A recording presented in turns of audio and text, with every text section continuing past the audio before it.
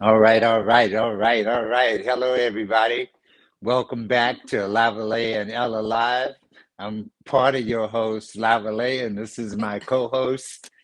Yes, hey, I'm Ella Isaac. Hey, everybody, it's Friday, and grateful and happy and joyous to be here. It's the end of another week, and it's the Lavalais and Ella live show. That's right. Uh, Live and in living color. All right, now let's see who's in the house first. Here is Robin. Robin from Midland, Texas, my favorite. Uh-huh. All right. And I you're gonna also go ahead.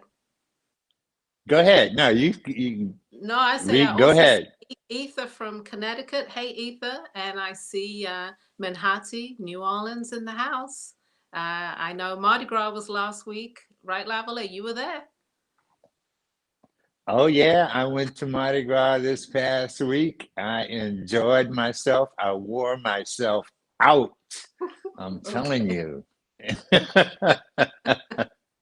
It must have been live. I can imagine that it was absolutely packed down there. Oh, whew, incredible. From what I got to see, I actually spent, so Minhati was working on her suit, getting that together. And so I think that went on till late in the morning, like 1 or 2 o'clock in the morning. And then she was up at 7 o'clock to go out to get her makeup and do all that stuff, and then to put the suit on and get to the location, and then do the thing, and then walk the walk. It was all It was a lot, right? Took you all week to it was a recover. lot, but it was, yeah, it was well worth it. I was not ready to show very much work today, so that's for sure. Okay. So Okay. it's going to be a pleasure to have our guest in the house today. Who do we have? Who do we have coming on this afternoon? We have a remarkable guest today. It is part of our Women's Month. We are celebrating phenomenal women. And today we have Juanita, BusyBee, Britton coming on. I'll do a little further introduction as we get closer to her time, but stay tuned for that. She's going to talk about herself, and we're going to ask her a few questions about her entrepreneurial journey. And then after her, we're going to show some work. So stay tuned for a little bit of hats and a little bit of jewelry. It's not a lot. Uh, Like Lavalais said, he was tired this week, so he's not showing a lot. And I'm showing a little bit myself. We still got lots of people to say hi to. I see New Jersey in the house. Hey, New Jersey. Who else, Lavalais? Detroit's here also. Okay. And my family from up there in Toms River, New Jersey, the Halls, they're in the house. That's Callie. I know she's watching me. She's in the house. Um, Washington, D.C. is in the house. Hey, Washington, D.C. Okay. Okay. all right. Everybody, I see you're logging in. It's nice to see you all. Thanks for watching. Thanks for continuing to support us. It's a great thing.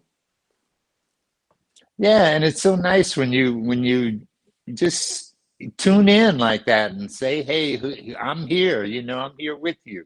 Yeah. Durham, North Carolina, Nancy Carver McCaig. I know this is your first time with us. Uh, Okay. I Welcome. haven't seen you in the house before, so welcome to the house. Yeah. Welcome to the Lavalais and And Ella Live Show. Yeah. yeah, if you missed our last show was off the chain too when we talked to Carol B. Bell. Uh, I guess we started Women's Month a little bit early by our last show because she was a phenomenal person also and had quite a bit of information.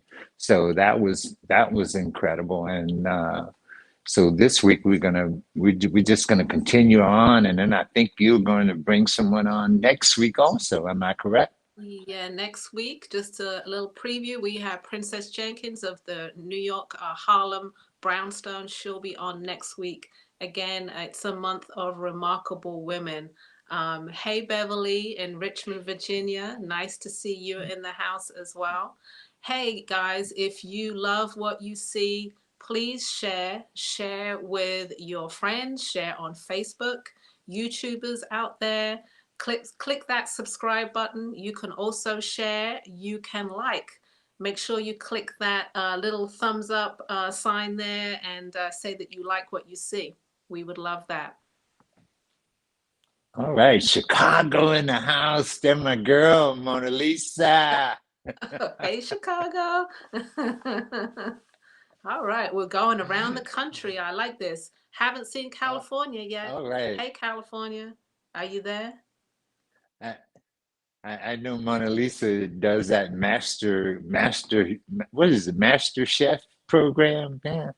She'd be putting out those meals, he's showing them off. Show off. Oh, Like, I didn't know go that. girl. Okay. I, I see I see Mel Mel is in the house. Did you see Mel? Oh, I haven't. Oh, okay. No, I I don't see her up there yet. She commented on the Lavalais page. I saw her comment. Oh, okay. All right. All right. Oh, and Okay. there's Mr. Nathaniel from South Florida. This is South Chief Florida. Nathaniel. Uh, Yeah, yeah. Chief, when you gonna be on the show? I thought you were gonna come on our show and share some of those things that you bring from Oh, Africa with you. We were kind of looking forward to that. And so I hope you'll get in touch with me sometimes within the next couple of days. And, you know, all right. okay. There we go. There's your road buddy in the house, too. There's your roadie. Hey, Tite, Detroit. I'm going to say Detroit and New York in the house because she's both. Awesome. As a reminder, if you are looking for us to show some pieces early on, we are switching it around tonight. We are going to have our wonderful guest on first in about 5-10 minutes, maybe 5 minutes now. And right after that, we're going to be showing our work. If you don't know, if you're new to the show, I'm a milliner. I'm going to show you my creations. And Lavalais is a jeweler, and he's going to show a small selection of what he does. You can always go to our websites, lipshats.com, bamboozlejewelry.com, and shop there with us. All All right. right. So, and I see Fern has finally made it in the house. Girl, where you been? Oh, Fern is on YouTube now. Okay, hey Fern. Well, remember she was in Africa, so maybe she just got back. Oh yeah, Okay, yeah, yeah. She went to Tanzania she was and in Tanzania. did the yeah, did the what do you call this? The safari thing, so Oh, wonderful, big time. wonderful. Well, I hope you're rested from that. Hey guys, any more people in the house? We would love to say hello to you, give you a shout out. Again, we have a great show lined up today.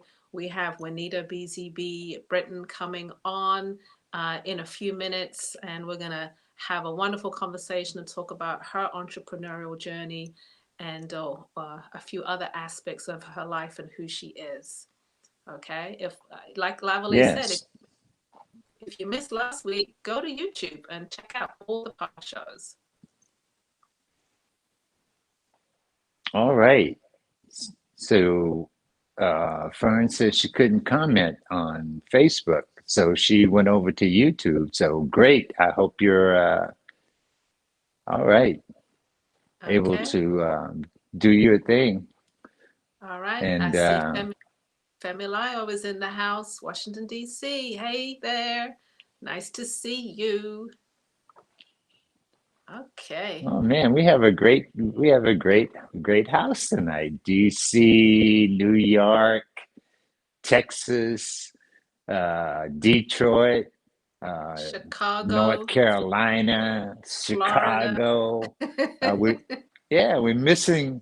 Yeah, we're just missing California. Where them Californians at? We've We got got to get Fern. those Californians. We're missing Philly. Where's Fern, Philly?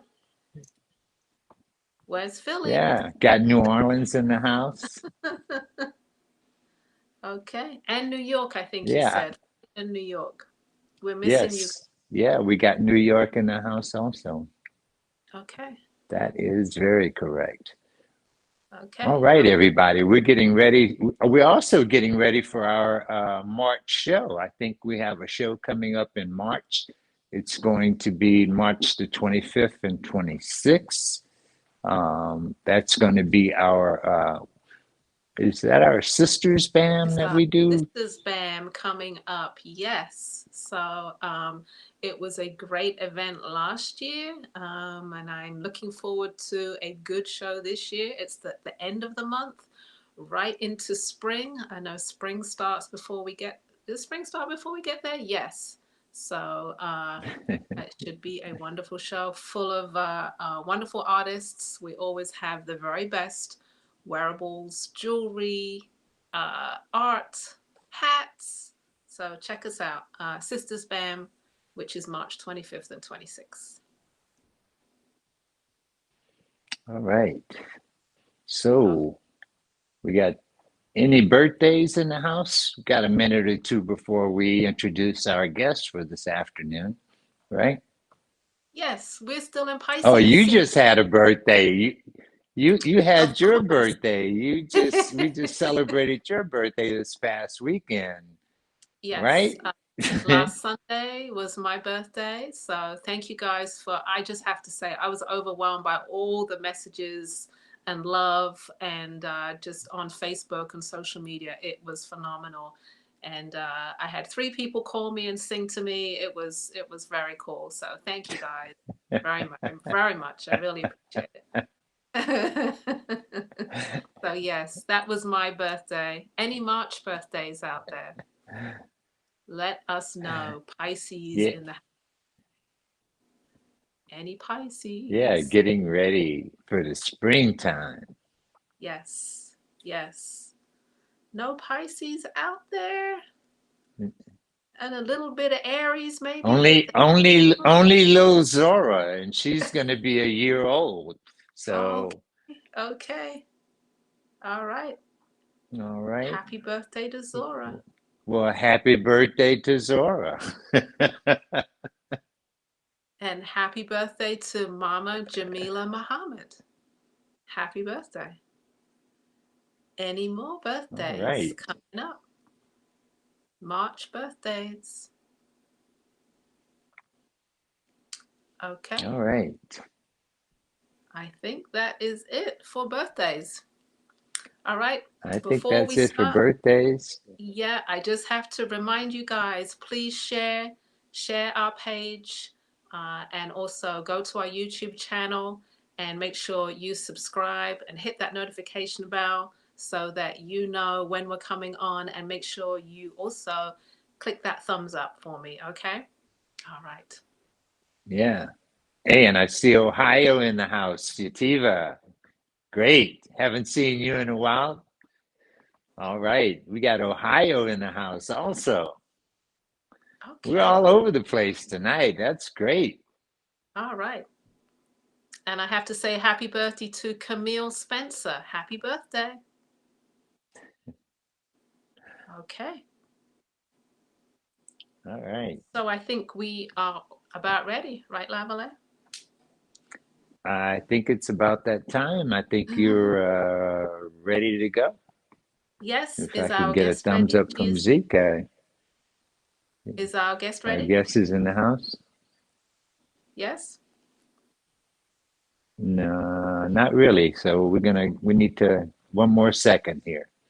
All Okay. right. Just give me the thumbs up when we're ready to go. All right. That's what I was looking for. Yep. Give me the thumbs up Um, when we are ready. yeah. One more minute there. I One think more we're minute. Thank you we're for all gonna the go to thumbs up. commercial and then Thank you for all the that's what thumbs we're up gonna do. We're you're gonna giving go to me. commercial and then we'll fix it up. All right. All right. Commercial break. Here we go. We're gonna go to a commercial. We got a commercial. All right.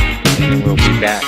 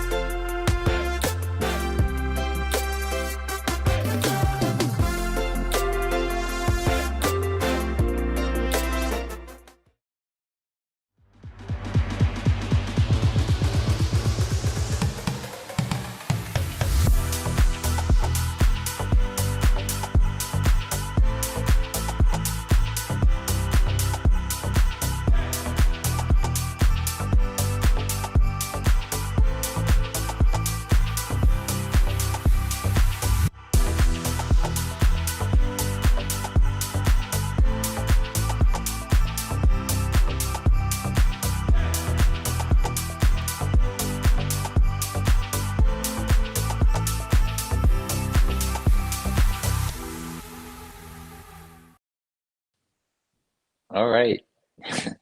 Okay. I just have to say you're very welcome to Beverly, who says thank you for her birthday gift. She ordered 2 hats, so happy birthday to you. I hope you enjoyed your hats that you received. All right. Any more out there, Lavalais, that I can't see? No, no, that's it for nobody else is signed in that I can see right now. All right. So So let's get ready to I introduce I our think guest. I think Yeah, we're ready thumbs for up. that. I think yeah, thumbs up. I think it's time for you to introduce our guest for this afternoon, okay? Okay, so here we go. I'm about to introduce Juanita BZB Britton. She is an extremely driven entrepreneur, community leader, visionary, philanthropist, and retail developer. She is president of BusyBee International. She is co-owner of more than a dozen stores and restaurants at various airports.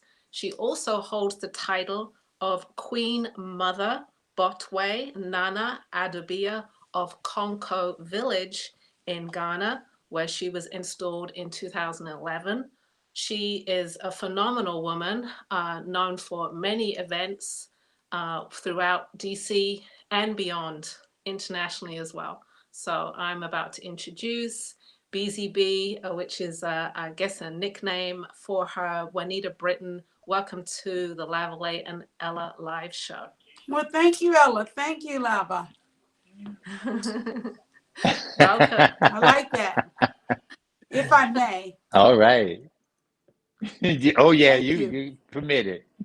And hello to everyone. I'm loving the lipstick and I'm loving the glasses, and I know you're in your gallery space at the moment. Yeah. Yes. Thank you. Yeah, this was my COVID pivot, as we should call it. Uh-huh. And it's the Anacostia Art Gallery, which you're in right now in Washington, D.C. Yes. Okay. As we say, so my big COVID pivot. Your COVID pivot. I understand. Oh, okay. I understand. I know Lavalais has a few questions for you. Yeah. Well, I'm going to start with the obvious one, and that's how she got the name BusyBee. You know, how does that title work? Well, I know, but I want you to tell everybody else. Oh, you know? I think I know. Oh, okay. Well, as it goes, as a child, I was told that I would literally, be crawling at age 2, and I was quite defensive of the various projects that I had on the floor. In one corner, I may have some toys, and another corner, maybe something else. And if my grandmother went to, organize me, I would be defensive in understanding that I could, I want to play with this at this time and then leave that alone, and I'll go to the next corner, and then I wouldn't forget that the other thing was there. Then I would do a third thing. So she literally called me BusyBee as a baby. Wow. And it stuck. I have a 5th grade report card, and the teacher commented, my homeroom teacher commented, she's as busy as a bee, just like her name. So, and it's a moniker, for me, quite seriously, no pun intended. It has driven me. It's interesting over the years how people sometimes may giggle about it and laugh about it, but it has pushed me to understand that we are capable of doing so many things and so much more in our life. Now, I know you run many businesses all at the same time. Did you come from an entrepreneurial family? Well, as a matter of fact, quick story. If you all have heard about the Bruces in Bruce Beach, Manhattan Beach, California, that is the legacy of my family. That is my grandmother's maiden name is Bruce, and that was her sister who had this phenomenal business on the beach and was taken away. And the state of California has reinstated all of that property to them. And my grandfather came up from Texarkana, Texas to Michigan. As an entrepreneur, he made candy, washed windows, took care of horses, and then became a pipe fitter. And his children, my mother, had an entrepreneurial side, but she didn't take care of herself that way, except through owning property. And my uncle was an architect / entrepreneur. And so that is not how they made their living, but it was always something that was done on the side, my mother and my uncle. And I've been in business. I sold peanuts with my grandfather at age 3 at Tiger Stadium. So that's how I learned how to count. I started counting with money. I also read that you were a lemonade seller. Yeah, Is at that age correct? 10, I had a lemonade stand on one corner. And by the time I was 13, I was on 6 different corners, with my, like a little franchise before we even knew what that word meant. And it's unbelievable that I was able to kind of control it just by cups and ice trays. Um, Nobody's parents were willing to give up their ice trays. So, I bought ice trays and, could supply the ice trays for the ice and, of course, the lemons. And my controlling factor was the cups. So I know I learned an interesting fact about you yesterday, that you were born in Area 51, Roswell, but that you were raised in Detroit. So all of these stories that you're telling us, is that from the time that you were being raised in Detroit, about your family? These are all stories from Detroit. Roswell was where my family was in the Air Force. And at about age 3, my family came and moved permanently to Michigan. And that's where I went to grade school, junior high school, and high school. And I did things over the entire city. I had a car at 15. I got a special license. And, if you know Detroiters, your goal in life is to get a car and drive as early as possible. I didn't know that. Yeah, Okay. because it's the Motor City. It's the Motor City. And Of course, we that makes sense. you don't learn bus lines. We didn't have a subway. All kids, their goal is to get a car. At 16, that is your goal. And because of I was BusyBee, I mine was to get it at 15. So I got a special license. I worked for an auto parts company, and so I worked there and got a special license so I could deliver auto parts. Hmm. Sounds like you. It's amazing. So in a good way. Yeah, thank you. So in So, go ahead. go ahead. I just wanted to know where she decided to make this transition, because you've also went from being the entrepreneur, and you've also got involved in terms of helping other artists. You showcase a lot of different artists, like that. A lot of the ones that we have on the show. I know you have a showcase that you present every year, or had been up until COVID came, in the DC area every during the holiday season. So you want to tell us a little bit about that transition and what that means to you? Well, sure. Thank you. It's not as much a transition as it is a growth. So I've always been a thrifter, a thrifter for art. I knew my grandmother taught me how to, spot valuable and cute things early on. I've always loved clothes and unique clothes, fancy shoes. I was a little chubby girl that modeled for Lane Bryant. So I've always loved fashion and art. So I traveled early as well. I went to Korea and Nigeria before I was 17 years old. So my love of art and unique things and different cultures is just something that I was raised to appreciate. And always wanting to be in business aside from being in college and just doing the academic thing. I always have had a business on the side, and it's always been with artists and or designers, just because I was driven, because I like those things specifically. So it wasn't as much a big transition as it was a growth pattern to see how could fit into the industry. Not being an artist or designer per se, I did some traveling to London, in fact, to Brixton, to Portobello Road. And, Yes.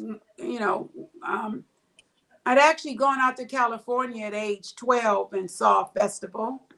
Never left my mind how exciting it was. And between Brixton being so far advanced with the production of events around Black folks and Black products, I came back to DC, and with the permission and go ahead from some of the leaders in the industry, one being Bernard Gray, who has passed on, who had one of the first head shops in Washington, D.C., a sister named Lee Hairston, and her partner, Andrea. They had a little boutique, Wonderful Things, which I frequent. And I just, kind of went through them and asked, kind of asked them what they thought about, being supportive if I decided to, rent a place, gather some people, make a presentation, advertise it, and see if we could get some people to come shop all in one place. Because I learned in Detroit, I don't know if you all were familiar with Lava, if you know that, back in the late 60s and 70s, we used to do a lot of Black Power things. And one of them was a concept about spending money in your own community. And they used to talk about spending money 7 times. And, I'll never forget the stories that my grandfather would tell me about segregation and how we used to depend on each other. We used to spend our money with each other solely. And through integration, we lost trust, we've lost money. We didn't think our doctors were as good as anybody else's. So I'd always loved bringing Black people together and spending money between us. And because I knew art and I knew jewelry, I knew someone else had to make it before it got to the department store. Who is the person that made it? I was always interested in that. So it just came together.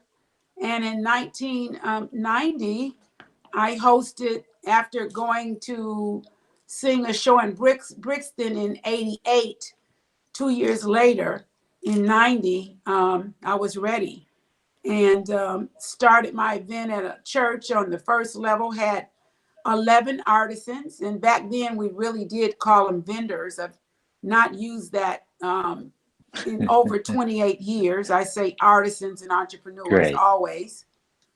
But I started with a few people, and it's like the skies opened with snow. I bought everybody standing in line coffee. And that was 29 years. That was 31 years ago. Yeah.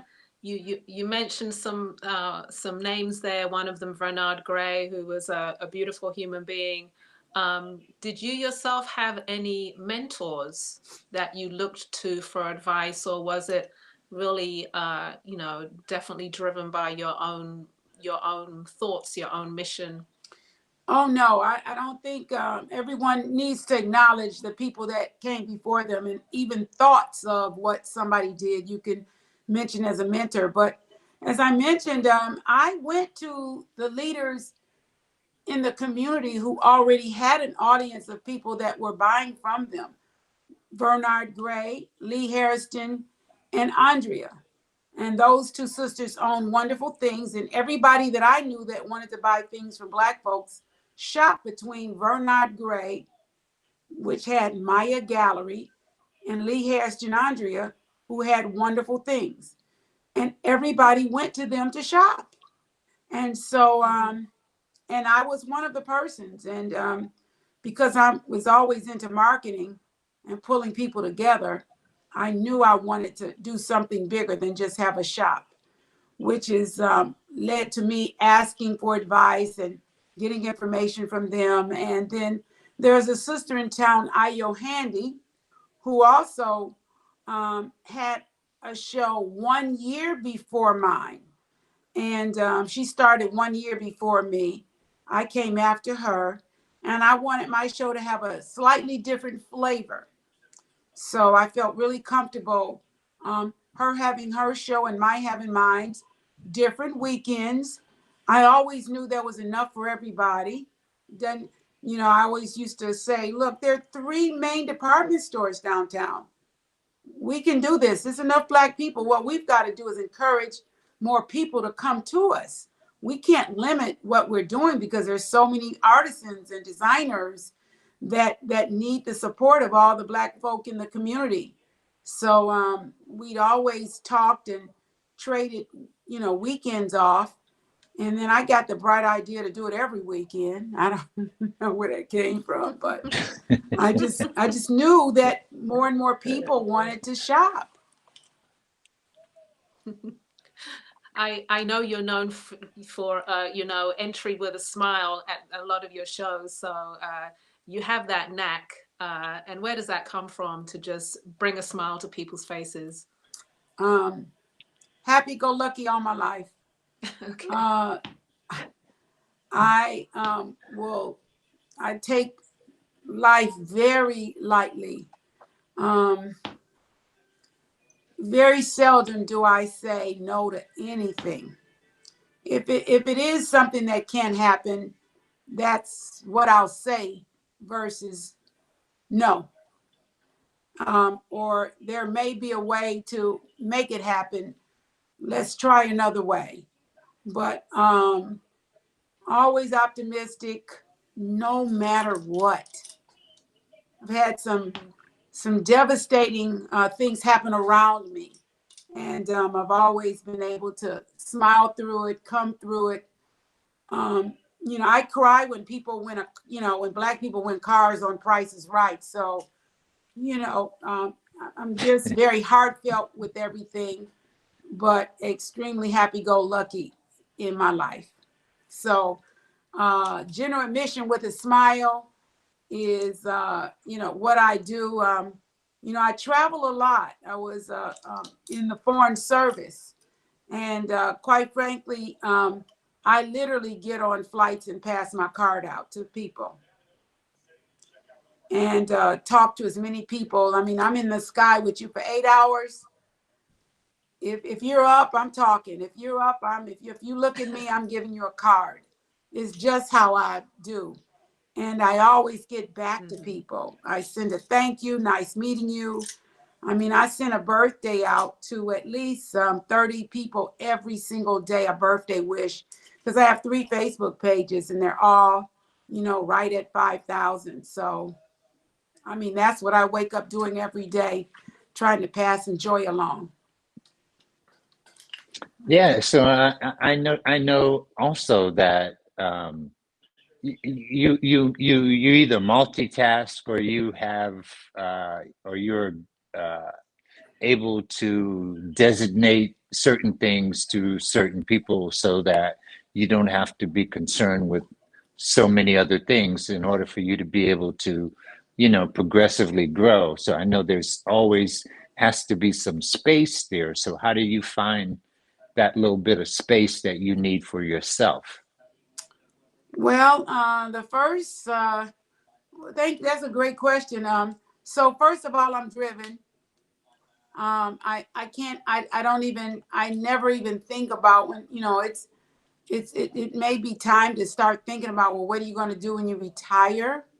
And so I just don't fathom that idea. And I learned early on how to delegate. And I used to be a teacher. So I can teach just about anything. So as I have a team around me, we're growing and merging and vibing, and so I'm really good at delegation, and so that is how I'm able to master or do so many things at once. But I wake up every day with a to-do list, and I mean I have a book of my to-dos, from 37 years ago. I have every single to-do page for most of my life. I don't write journals. I just do it all through my to-do pages. So every day I may have 10 things that I must accomplish. And, I fall short sometimes and they go to the next day, but that keeps me focused on the things that really got to happen. Mm-hmm. And like I say, how do you find that time for yourself, though, when you just need that, For myself? that little space? Yes. Well, Do you ever do that?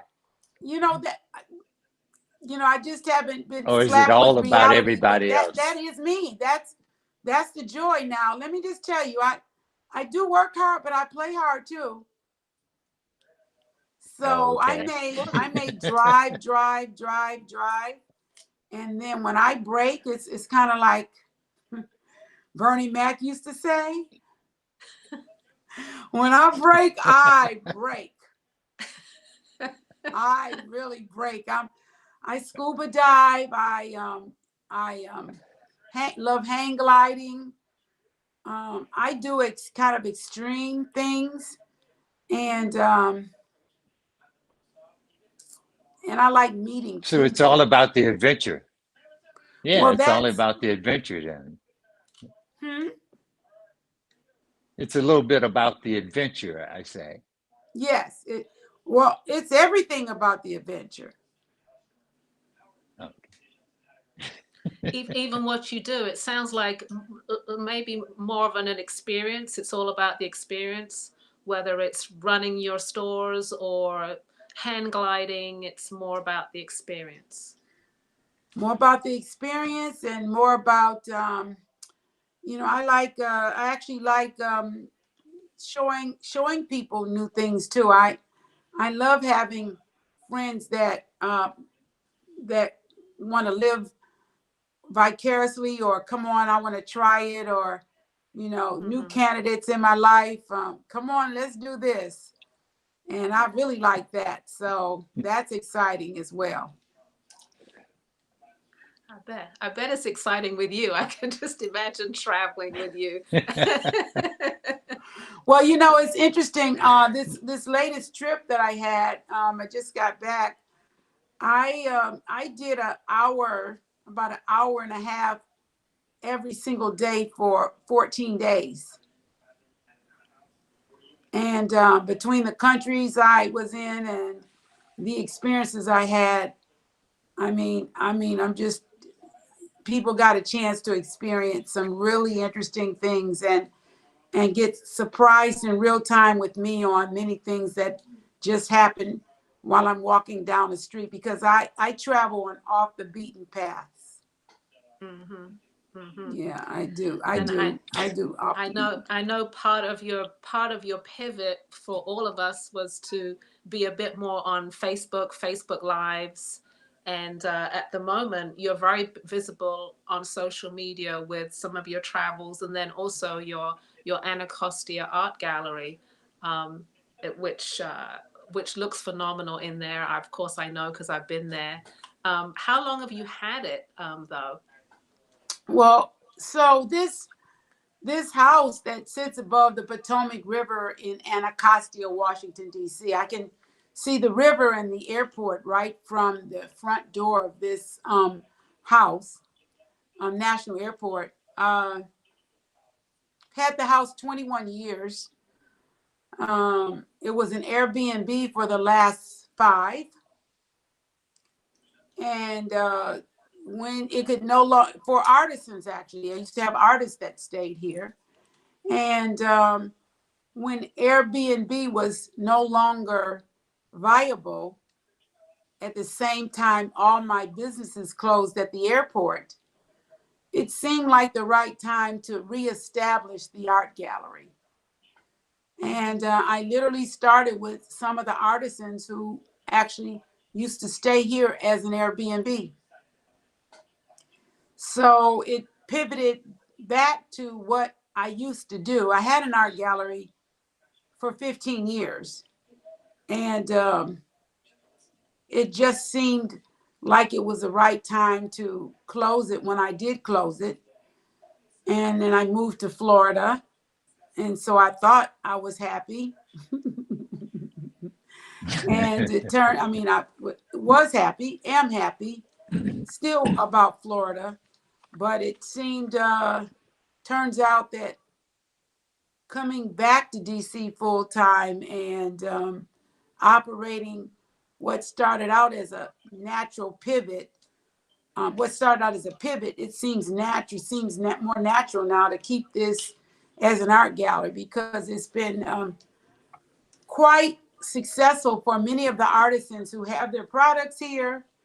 I employ about 4 people here at the gallery. So, and these are people from the community, right here in this community. So I'm actually, got a little gallery internship program and even a HR and a, management little program that I'm actually, taking from the operations I have over at the airports. So some best practices I'm actually implementing into the art gallery to teach some folk that may not be able to get a job anywhere else some skills. Mm-hmm. We're helping each other. So people are interested. We have people are interested in knowing how many businesses you have spearheaded. How many businesses I have spearheaded? Oh yeah, spearheaded. I started up from scratch. Yeah. In fact, I actually have a goal. I'm working on a book, and that was one of the things that I've started to do, and I'm up to about 30 right now. 30 different individuals that have full-blown businesses now. So, and spearheaded means, there in the beginning, passing on ideas, maybe putting some money into it to help. So I'm up to about 30. And just to sort of add to that question, how did you come to co-own 20 plus stores at the airports, in and around DC, which would be Reagan and Dulles Airport? Yeah. Well, I am what they call an ACDBE. That's Airport Concessions Disadvantaged Business Enterprise, and it's a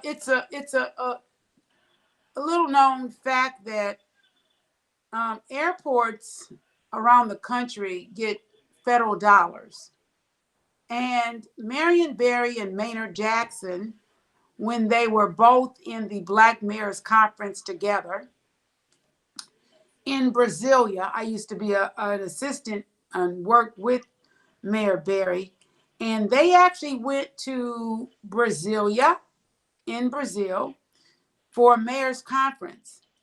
Elizabeth Dole was the keynote speaker, and they talked and got Elizabeth Dole to begin to have a conversation about the participation of businesses in airports because of the federal dollars that they use, meaning there needs to be some equal play for local businesses when conglomerates come into their community. So this whole program got started because of Marion Barry and Maynard Jackson. It became a federal law, and I just happened to be at the right place at the right time when a company came to National Airport and needed a partner. And we started with one store. And through relationship building and skin in the game, as a partner, you have to put skin in the game. You have to have a background in retail. You have to have some money. You have to have good credit. You have to have some due diligence for this kind of operation. But it just so happened that the stars aligned up at that moment. It hadn't always been that way, and it's dipped backwards during the periods, it ebbs and flows. It's always not a straight line, but at the moment that they needed a partner, I was ready and in good shape. And we've grown the business over the years. So, everything from a Brooks Brothers to a Britton to a Spanx to 2 bars to food operations, news and gift, all of these types of things. In fact, it's been 21 years since I opened my first store. And I'm just looking forward to, you have to bid for these things. It doesn't just come to you. You have to, have a contract with the airport, and you have to win the contract. You have to bid that you're going to make an X amount of money and you're going to pay the airport X amount of money. And if you don't, you've got to leave the airport because you've broken your contract. So it's a big deal. It's very complicated. Spend a lot of money to make some, and you hope it comes out good. And of course, we've experienced the biggest loss in history with the pandemic. And so, more than half of my stores are not reopened. And more than half of my employees are not employed. I had over 200 employees. I do not have, I've got about 70 employees now. So there's a lot of building to do. And through the pandemic, some good things came out of what the realities are about business and life, as everybody knows. So we're retooling our business and looking to the future to do some things differently. But that's how that happened. And you have to keep up with, it doesn't just happen and then you're there. I'm at the airport on a regular basis. I have a very specific roles in each one of the operations. It might be, I might in one store be in charge of ordering the books, the bestseller, New York Times bestseller books. Another operation, I may be in charge of making sure I've got the latest charms that go on charm bracelets. I have to participate in every operation at the level that I'm a partner. So it's a lot. Yeah. I also read that you also have a master's degree from Howard University, Howard in DC, that's in business. So you've always, it must have been a core thing that you wanted to do in life was business. Well, actually, Lava, my education, I have no formal education except an 8A class. My master's is in international public affairs. And I've still gone on further than that in government and in public affairs. I have no formal business training.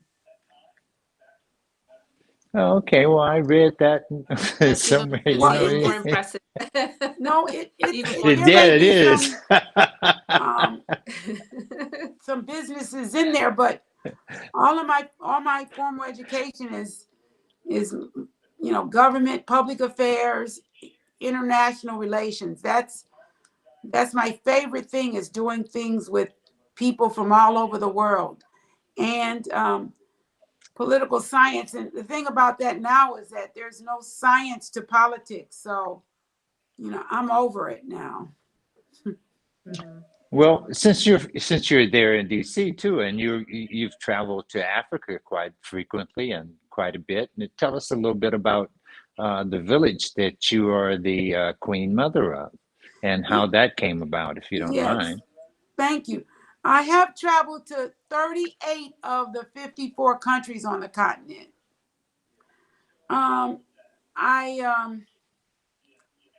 just by the grace of God, I was installed in 2011 by a friend's family. And ordinarily, you hear people getting installed as queen mothers, and it seems many of them are ceremonial. But I was installed and given a village, the land and the people, if you can imagine that. And my job is what they call in Kosa Hema. And that is if I translate it, it means creative developer. So I was selected very specifically because my friend's mother wanted their village to continue. They didn't want everyone to go to the big city and the village dissipate into just dirt. Excuse me. Excuse me.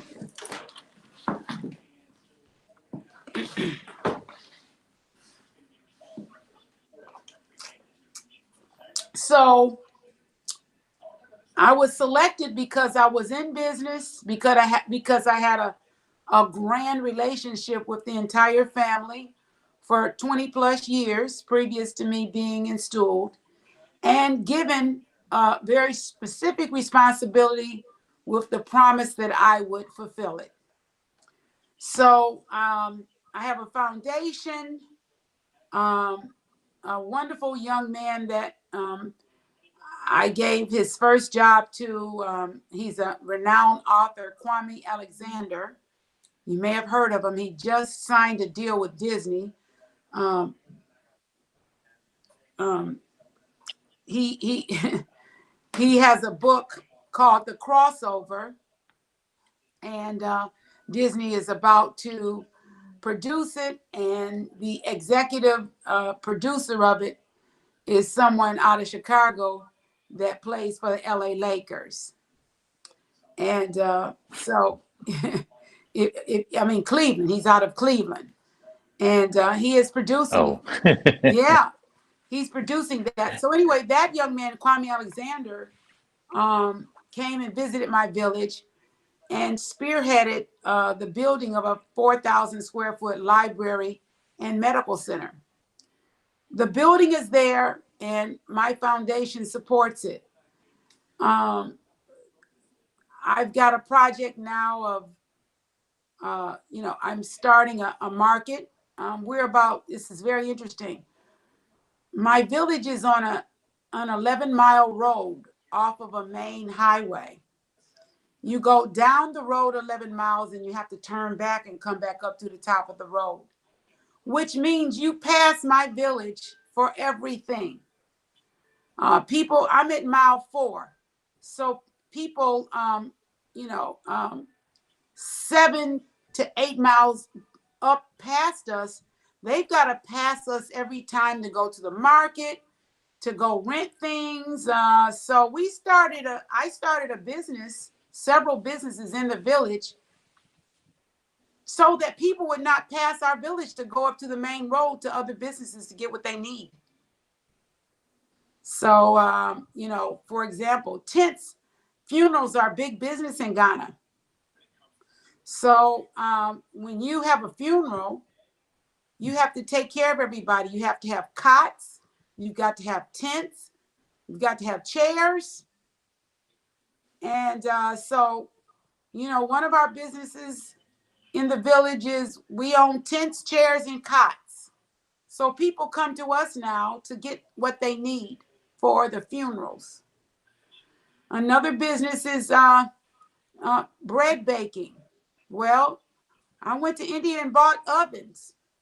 And so now we break bread in my village, So there are just lots of things. And all these ideas come from the people. They're not my ideas. I just try to creatively implement what they suggest should be happening. It's their village. I am trying to be creative in making sure it sustains itself. And our latest feather in the hat is that we're really big on literacy. And my organization is called LEAP, leapglobal.org. And our latest claim to fame is that we just put a kid in medical school that was one of our first students when we got there. So very excited, and he's excited. He was accepted by all the universities in Ghana, and he's attending the Kwame Nkrumah Medical School right now. And his big job is to become a doctor and to make sure that he goes back to his village and volunteer and dedicate time, his professional services to his village and his people. Yeah, we have a question from New Orleans. Where in Africa is your village? Where is it? Yes. Well, the village is in Ghana, and it's in the eastern region.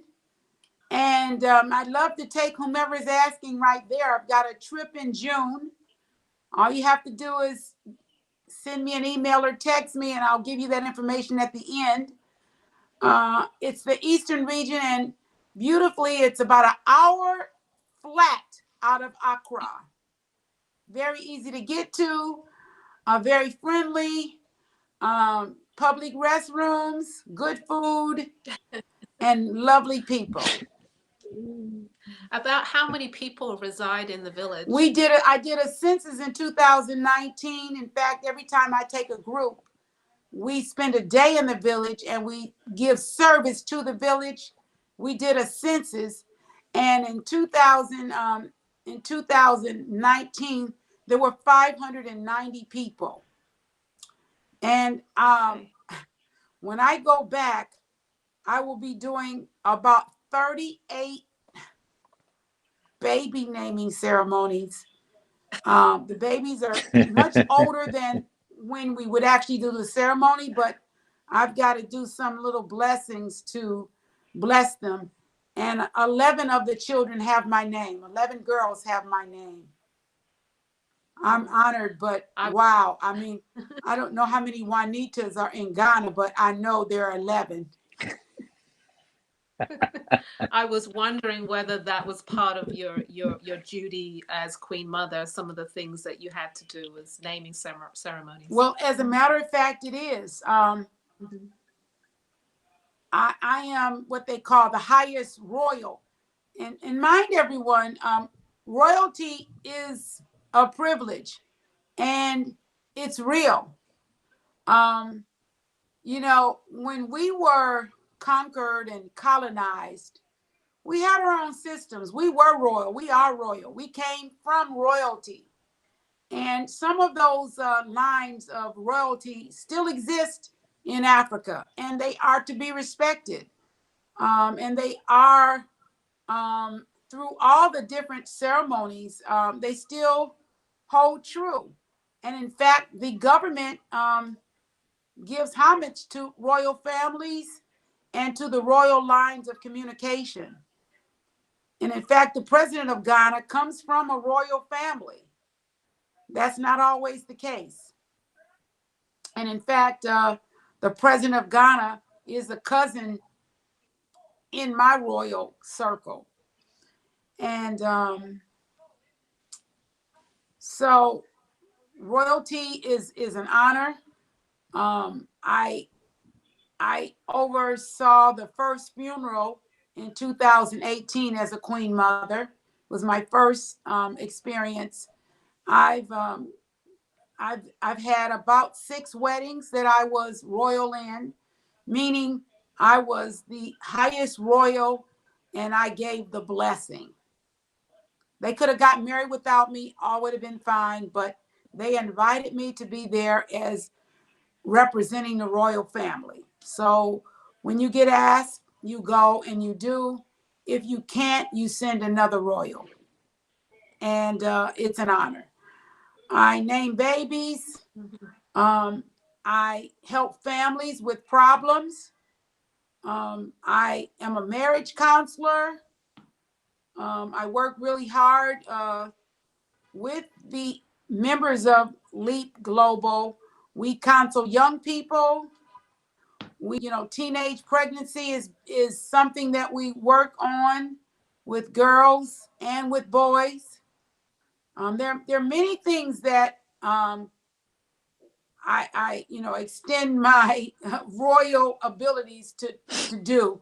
and privilege to just talk and teach and try to make things better for the future for the young people as well as the older people. Because I mean, you know, some people can't read out in the village. We have a whole literacy program where young people are teaching older people how to read even. So, and they do that in the library that is called the Barbara E. Alexander Library. Kwame named the library after his mother because she is the one that gave him the big gift of being creative. And he, you know, started out as a poet, and he is still a poet, but he writes in prose now, and his books are popular all over the world in many languages. So as a royal, as a queen mother, anything I want to do that I think will benefit, I will ask the town council what they think, get their opinion, and we implement it together. Because I don't live there and I don't know more than them. Is there a spiritual side to that also? Not very much. No, I don't do anything. You know, I don't, you know, toss cowrie shells and things like that. I don't, you know, I guess, are you considered the spiritual leader as well, or not really? Absolutely not. Yes. Okay. Absolutely not. Spiritual in the way of, you know, a lot of love, a lot of positive energy. And if I can say that I bring good spirits, let that be said. But I'm not a spiritual leader or anything like that. I mean, quite frankly, you know, when I go there, I go to church on Sunday just like I do here, right with the people. They, you know, they go to, you know, they have 7-day Adventists, they have Protestants churches. I mean, I do that with them on Sundays when I'm in town, and then I do, you know, I do all the things that are required. And Okay. you know, they, you know, when I was in school, they, you know, killed some goats and put the blood on my feet and all those kinds of spiritual things that are Oh, okay. is, you know, part of the culture, part of the spirituality of what they do and the tradition. But I'm not even, you know, you have people that are akans, you know, I'm not Yes. even, I'm not that either. Okay. All right. Okay. So you talked about that you were heading back there in June. Across the board, what other projects do you have going on for 2022 in all your endeavors? Well, I've got 3 trips scheduled to Ghana for this year, and I've got also, I have a couple of restaurants in Istanbul. But for me, Istanbul, well, it's a fact that Istanbul is the 5th largest fashion capital of the world.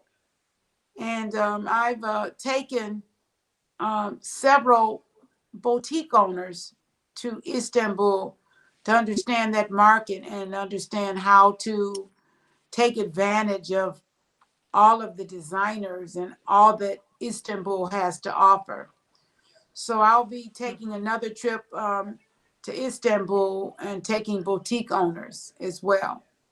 And this is not, you know, this is mostly European and unique styled clothes, not African clothes, not anything cultural, just great fashions. Mm-hmm. I'm still trying to plan the year. You know, COVID has just changed how I think about planning. Um, the only thing I only thing I plan in front of me is what I can, you know, what I can do for myself and how I can help folk, bring folk along with me. Right now, I don't have a lot planned. In fact, I don't even know. I would love to have my 30th annual BusyBee show.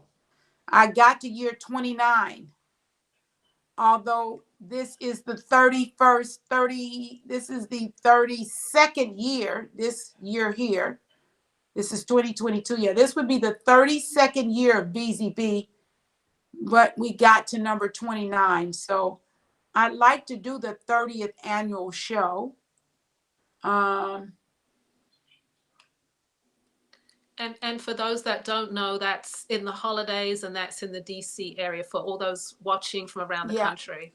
So for 30 years, everyone, the district, Maryland and Virginia, we call it the DMV.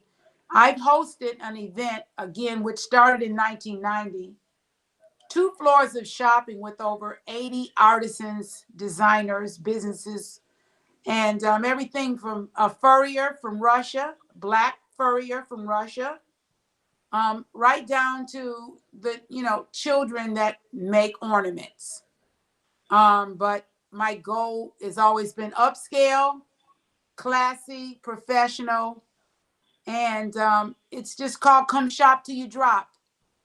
And every weekend it changes. It's one day a week on Saturday, and we just set up like a department store, and we get about 10,000 people over 5 weekends. And I'm so happy around the country. Um, this is starting to happen in a way that I've always imagined, like this piece that's happening in Atlanta. So happy for that. Imagine that Oh, the happening. Black I mean, Wall people Street have been thing. wanting to have a Black Wall Street all over again. So kudos to the team in Atlanta for putting that together, and it's sustaining it as a way to shop on a regular basis. It should be that way right now everywhere. But I'm not interested in making that Yeah, happen. But stick to the holidays for now, and the small piece of pie that we have over here at the art gallery. yeah. I'm a product of the '60s and the headshots and buying all the black things, the black power symbols and the unks and everything else that I could put my hands on and Yeah, wherever I could find it at, and there were very few places throughout or in the major cities you had at least a location that you could go to in order to be able to find those things. And I remember participating in IBBMEC yes, in Ivermectin. DC, and they yeah, Ibermac, and they had that principle of, trying to supply black people with things that black people like. You know what I mean? So it was like, it, but all of those, all most of those businesses, have seemed to have not been able to sustain the Walmarts and the Targets of the world who, are giving, imitation black art to people. And that's and at a cheaper price, so that's what they go buy, an imitation look-alike, of something that, um, so I like the idea that that's our idea. That's what we are about too. We're about exposing, people to art that they wouldn't otherwise get a chance to see if they lived, like our friend Robin that lives in Midland, Texas. I mean, she would never get to see, a Kosawa's work or Marvin's work or, some of the people that we've had on, unless uh, they saw it on our show. So, it's a great thing to be able to have to do that because of the COVID crisis that made us, want to move into things. And I hope the Black Wall Street thing is a very successful thing, and so that becomes a model for a lot of other things that we do. Yep. Yes, It's a fact. definitely. Well, I know you do have events almost every weekend or every month at the Anacostia Art Gallery and Boutique. Is that correct? Yes, I with this gallery, I put my curator hat on, so I am coming up with you know um, planning events or titling an activity to build an event or to build a focus for people because we need to focus in on what we're we gotta I have to direct people's mind around a focal point to spend their dollars with us, spend your dollars with these artisans. If you're going to go shopping, come here and get a card designed by a black person. With now the thing is, for example, if you people, I understand gas is topping off at $5 a gallon now. So I'm not sure how many people are gonna come all the way across town for a black card when they can go into CVS for a mahogany card.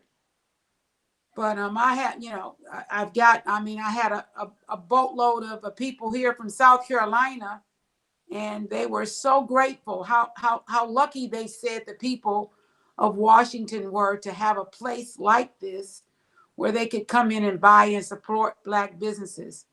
So because of course in the South there are fewer operations where they have the opportunity to buy black. So Yeah, Very we have a true. very high viewership from South Carolina, yeah, North Carolina, oh so yeah, we understand. your platform is phenomenal, and I love that it sustains itself everybody knows when to come on board, and it's been consistent. So kudos to you both and your tech Thank team. Thank you very much.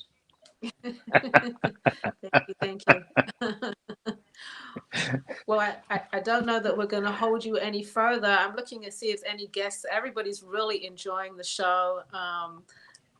I have a question. Maybe it's the last one, I don't know, but words of wisdom for an aspiring business owner. Do you have any words of wisdom? Well, an aspiring business owner.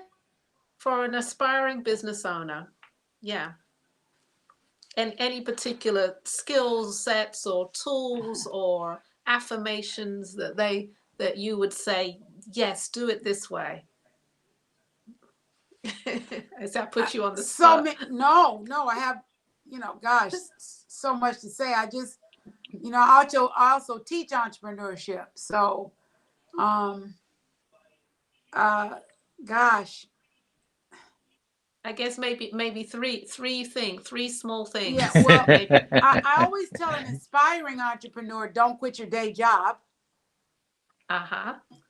I like that one. Yeah. I also say for entrepreneurs, if you don't develop and grow your own great ideas, you'll work to implement someone else's. Mm-hmm.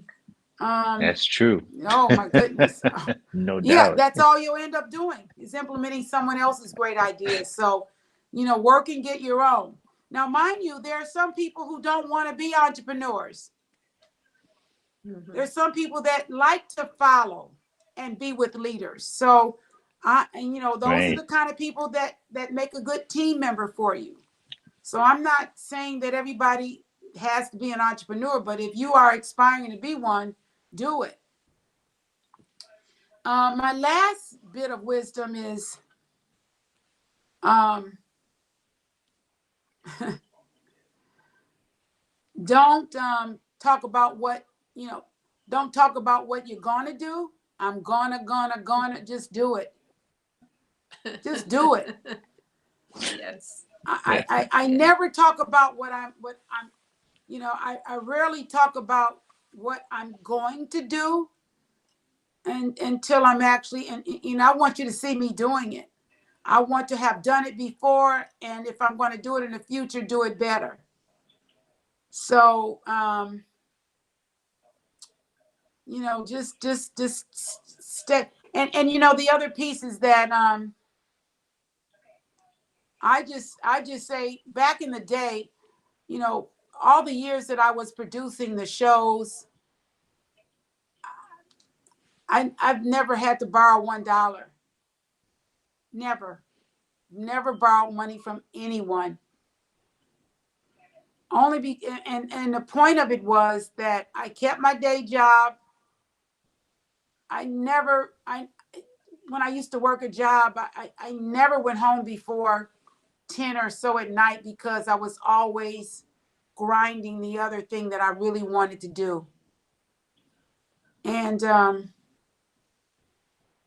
that's because I knew I had to do that to make it work. And for aspiring entrepreneurs, well, this is probably not that group, but you know, I tell all the young people that I work with to make sure that, you know, you know, don't quit your day job, and before you think you're an entrepreneur, let your business take care of you and you not take care of the business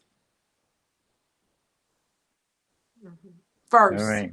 Yeah. Very sound advice. Okay. Sound, Yes. sound, sound Love advice. that. So Wow. before we leave, Yes. I mean, we could go on, but I think we have to. But before we do leave, give us a little insight about what you're doing right now, or how people get to your gallery if they come to DC. You want to come and shop with you, or if they want to check you out on Facebook when you are showing your things, or however, whatever contact Okay. information you want to give out right now. Like, tell us a Yes. little bit about that. So the best way, the best thing anyone can do is you can know that this gallery is open Friday, Saturday, and Sunday till Christmas Eve. Every weekend, Friday, Saturday, and Sunday. The handle is anacostiaartgallery.com. That's AnaCostiaArtGallery.com. You can also do Anacostia Art Gallery on Facebook. You can do Juanita Carol Britton on Facebook. You can do Juanita BusyBee on Facebook. And you can always call and text. I answer every call. If I can, I'll get back to you. I promise that. 202 550 7060. That's 202 550 7060. Love to see you. Love to carry your products. Everybody that's out there, be in touch. There's room for your products in the art gallery. Even All the right. fact that you could come up to DC and have a show. So I've got a 30-foot tent, and I host concerts and all that good stuff. In fact, let me mention that August 7th, I am producing a concert with Erykah Badu here in Washington, D.C., like we've done for the last 13 years. And it's the Summer Spirit Festival, August 7th. And Is that at Meriwether also? out at Meriwether Post, And Mhm. it used to be 2 days, a lot of acts. We've cut it back down to just try to have it. This music industry, the big boys, the big promoters have really taken all of our acts, signed them to multi-year contracts, and many artists are not able to do smaller concerts and work with smaller promoters anymore. They tie them up with not being able to have a concert 6 weeks before or 6 weeks after their concert. And you have some artists are getting smart to not allow companies to treat them that way. But I have to say that Erykah Badu is one of the artists that is not tied up and has her hands tied. So for the 13th year, we'll have Erica, and she's just gets better and better. All right. Yes, she does. Mm-hmm. All right. Wow. And Probably that's one of going to my be in favorite. June, you say, right? No, that's August 7th. August 7th. Oh, okay. Yes. All right. Saturday, Okay. August 7th. At Meriwether Post All Pavilion, right, everyone. which is in Columbia, Maryland. Correct. So people can buy tickets for that. Yes, they're not on sale. If you again, send me a text or go on to the website and send me a message, I'll certainly send you all the information and keep you updated as well on Okay. everything that we're doing, the trips, and all the things I've got coming up. I'm also doing a big jazz event as well. Don't know the dates yet, but got that going on too.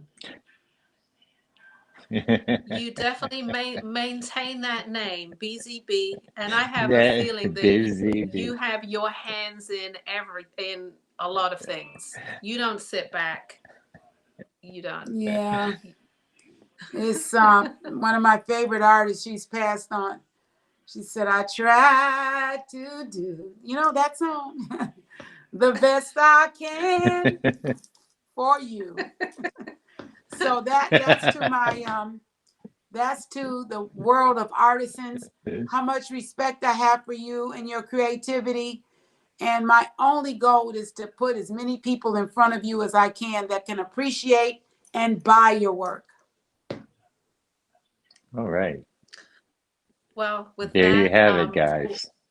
yeah, there you have it. Juanita BusyBee Britton, you were a wonderful guest. We loved having you on. Hey, everybody, if you missed any of it, you can go back and review it. Go on YouTube, take a look at the whole interview that we did. And it's also up on our Facebook page. Go take a look. Thank you again, Juanita. Thank you. Yeah. Thank you very much. All right. Wow. That was great. That was wonderful. I hope everybody really, really enjoyed all that she was and all that she shared with us. I don't even think we should show anything now, Lavalais. Oh man, look, I tell you, I'm all for that. Okay. But Maybe we'll save it for next week. yeah. I don't know if any of you guys had any questions before we didn't even ask if there were any more questions for her before she left. But if you got any questions, let us know and we'll pass it on. That's for sure, And like Akeem said, this was been a master class with a masterful queen. Yes. And she's very approachable. She gave out her number. Again, if you missed that, go back and review the tape and go check her out on Facebook. I think she's on Instagram as well, and connect with her. All right. Loved it. I see Marvin and Oh Akosua. man. Thank you, Marvin. Thank you, Akosua. Yes, it was a good interview. All right. I think we should say our good night, Lavalais. Yeah. Yes. All right, everybody. Yeah, we're gonna go out on a good note. Yeah. Yeah, and so you guys join us next week for our interview. We're gonna have Princess Jenkins Yeah. on, right? Yes, we And have another I think we're gonna have. powerhouse next week, so make sure you check us out.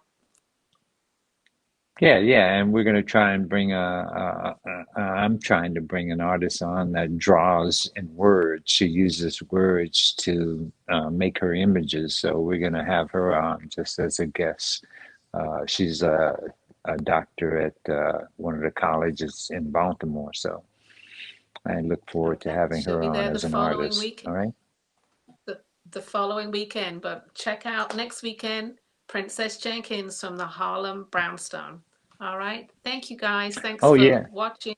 Yes. Oh, wait a minute before you go. Don't forget, next week I will be having my Mardi Gras presentation. I did work very hard on trying to get together enough footage of the Golden Feathers and the Watchtower Nation. Uh, uh, Queen Manhattan, Little Queen Manhattan, Big Queen Setawa Amor Malcolm. So I got them together. I got a lot of information. We got Don Richards in there also. So I got a little bit of some things that I got to work on, but I will have a Mardi Gras presentation that I will put out next week, and we will show some work, I presume, if we not, if we don't enjoy If we our have to, artists. I right? won't say that we will, but you know, after last week's artist guests on our show, we noticed that there was a lot of information that we still wanted to get from that artist and from that guest, and we didn't get it. So we've covered those bases tonight, right? All right. All right, guys. Thank you so much. Have a great evening. Have a great weekend. And we'll see you next Friday. All right. Good night, Ellen. Good night, Lavalais.